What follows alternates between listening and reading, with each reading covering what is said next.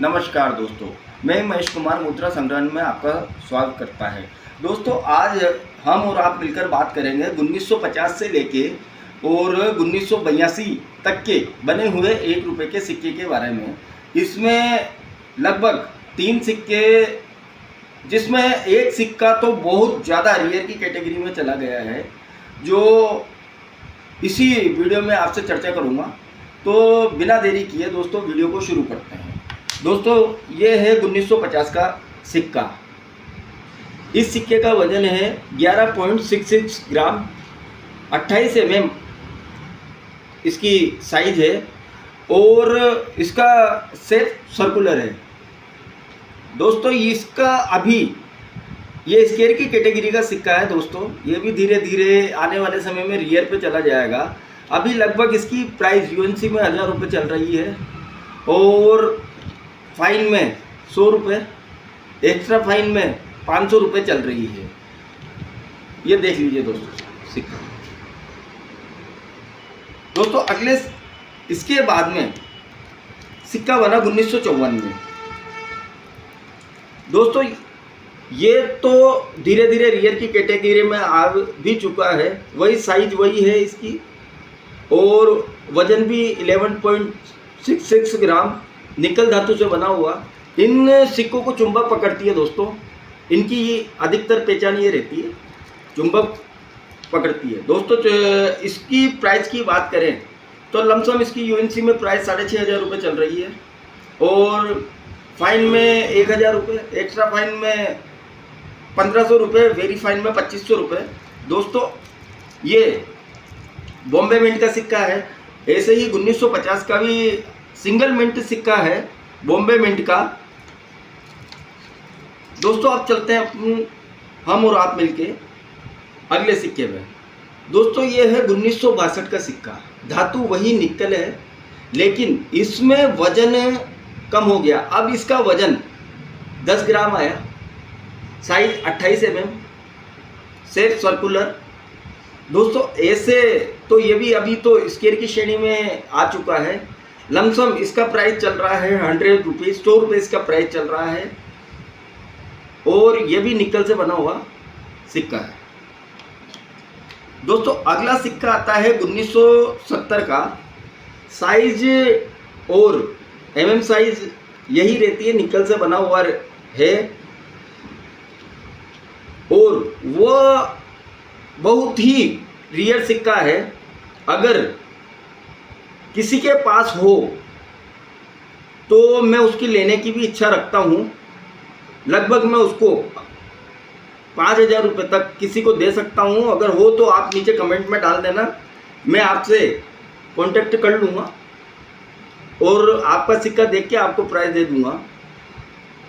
अगर और बेटर होगा तो अच्छे से अच्छा पैसा देने की कोशिश में रहूँगा, ज़्यादा से ज़्यादा, और कैश पैसा दूंगा। दोस्तों, मैं आपसे 1970 की बात कर रहा हूँ। बस थोड़ा सा ये ध्यान रखें आप कि कहीं आजकल सिक्कों को जब से प्राइस ज़्यादा होने लगी है तो कहीं टूल्ड कॉइन के चक्कर में मत पड़ जाना। बिगर जानकारी के किसी से सिक्का मत लेना कि आप कहीं देखो कि यार ये तो मुझे सिक्का कम में दे रहा है और महेश कुमार ने तो बताया था कि मैं 5000 में खरीद लूँगा, चलो इससे 500 में ले लेता हूँ, महेश कुमार को 500 में दे दूँगा, 5000 में दे दूँगा। तो थोड़ा सा आप सावधान रहें और नकली सिक्का न निकल जाए, इसका भी ध्यान रखें, क्योंकि जो जो सिक्कों की प्राइस बढ़ रही है तो नकली का भी व्यापार बढ़ रहा है। दोस्तों, अब आगे चलते हैं। इसके बाद में सिक्के चालू हुए बनना 1975 से, लेकिन इनमें 1975 में धातु की कीमत, निकल धातु की वैल्यू बढ़ने लगी।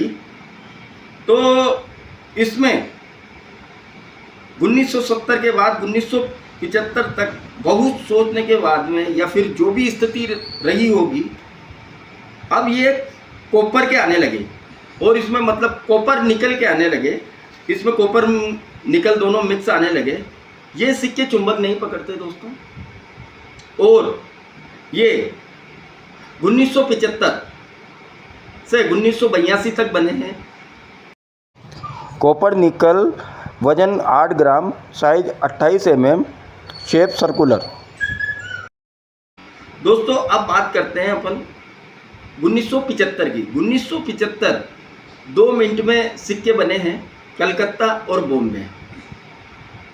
कलकत्ता और बॉम्बे में बने हुए हैं। मिंट मार्क पुनः आपको बता देता हूँ, कलकत्ता में सन के नीचे कोई मार्क नहीं रहता, तो वो कलकत्ता का सिक्का है।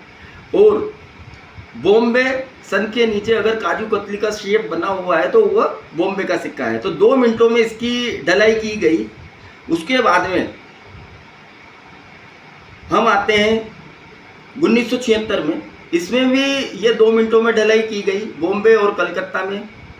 और उसके बाद में 1977 बॉम्बे और कलकत्ता में दोनों मिनटों में ढलाई की गई।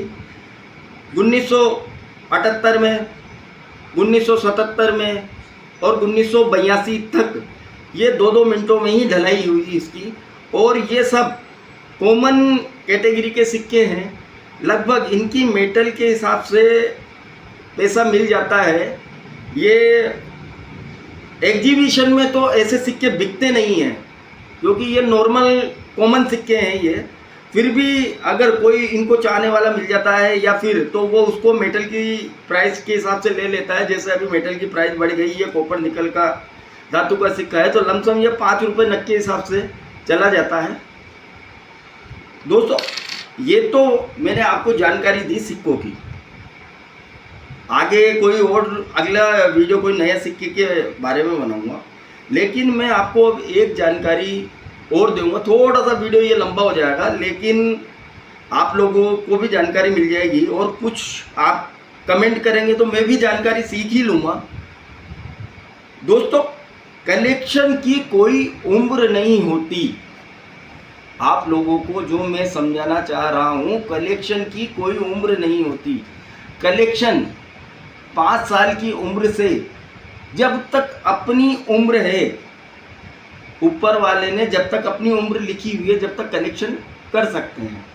अब बहुत सा जो मेरे व्यूवर है वो कहेंगे, देखने वाले, क्योंकि सब्सक्राइब तो आदमी व्यूवर सिर्फ देख रहे हैं, सब्सक्राइब कोई कर भी नहीं रहा है, इसलिए मैं व्यूवर की कहूँगा।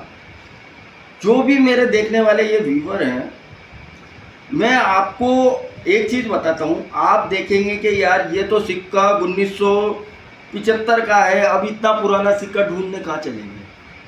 इसीलिए मैं समझा रहा हूँ आपको, कलेक्शन की कोई उम्र नहीं होती और कलेक्शन का कोई समय नहीं होता। लगभग आप अभी भी बाज़ार में जाएंगे, आपको गाइडेंस थोड़ी जितनी मुझे नॉलेज है मैं गाइडेंस दे ही रहा हूँ। आप पहले जो आपको सिक्के मिले 5 रुपये, 1 रुपये, 2 रुपये, आप लाइए, उनको साफ सुथरा रखिए। मैं यूँ कहता हूँ आपको बाज़ार में 1 रुपये फेस वैल्यू का सिक्का 1 रुपये में ही तो मिलेगा। आप उसको पुनः बाज़ार में चलाने जाएंगे जब भी 1 रुपये का ही है वो।